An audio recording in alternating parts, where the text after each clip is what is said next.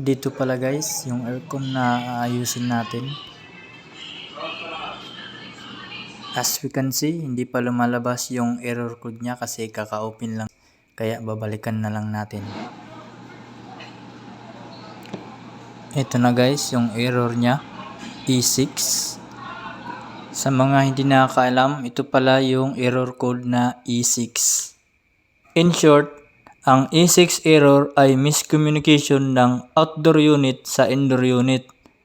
Kaya, kung nag-aaway kayo lagi ng jowa nyo, tandaan nyo lang na kahit sa aircon may miscommunication. A few moments later. Andito na tayo sa taas guys. Hindi ko na ipinakita yung paano natin binuksan yung aircon kasi ang hirap mag-video mag-isa guys. Tsaka mainit din dito sa labas, no? Tanghali guys. Sa pag-check ng ganitong error sa aircon guys, unang-una natin i-check yung fan nya kung free wheel ba. As you can see guys, free wheel naman yung fan nya, hindi siya stuck up.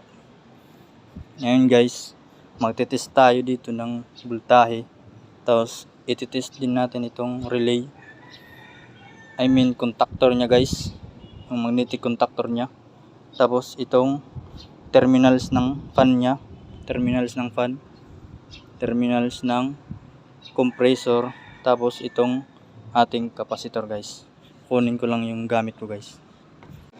Andito na tayo guys sa taas, balik na tayo. Dala ko na din yung gamit ko, clamp meter, tapos tools.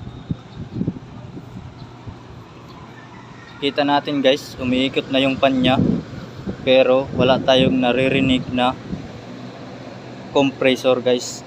Hindi tumatakbo yung compressor nya. Ibig sabihin yung problema nito ay nasa compressor o kaya dito sa capacitor or ito sa ating relay. I-check natin guys. Sa pag-check guys kung paano natin malalaman kung bakit ayaw tumakbo ng compressor, kailangan natin kunan ng resistance ang terminal ng compressor. Ito guys, i-check natin kung may resistance to. Tapos yung capacitor nya, titingnan natin yung okay pa ba siya. Tapos yung resistance ng kanyang contactor guys, titingnan natin. Ito guys, ito yung pag-check ng coil ng magnetic contactor kung meron pang continuity. Ito guys, yan yung reading nya, ibig sabihin okay pa siya. Ang titingnan naman ngayon natin kung may contact ba yung magnetic contactor sa linya nya mula dito sa supply. Mula dito sa supply guys.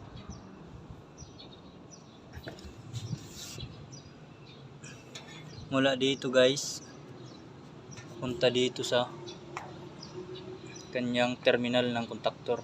Kung makakatawid ba dito yung kuryente.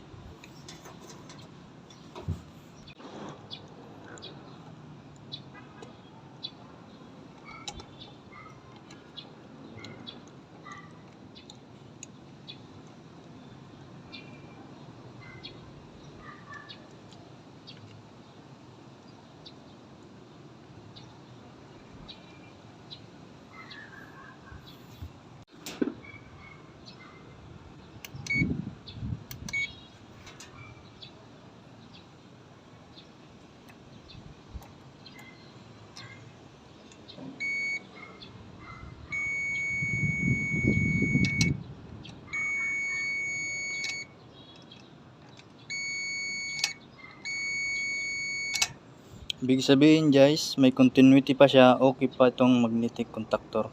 Sunod natin i-test yung ating capacitor guys.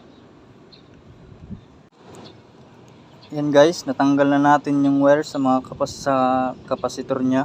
Ito guys. Ngayon, sa pag-test ng capacitor, ilalagay natin yung selector nya dito sa symbol ng capacitor. Yan guys.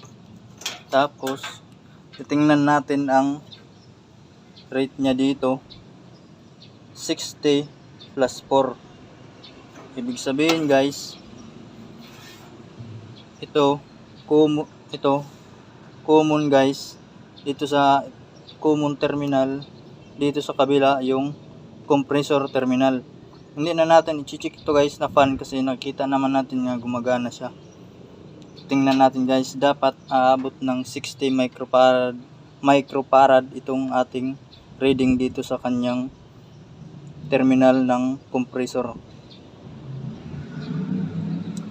Dito guys, kita natin dito guys, masyadong mababa na, 0.82. Ibig sabihin 0.082 nanofarad, masyadong mababa na siya guys.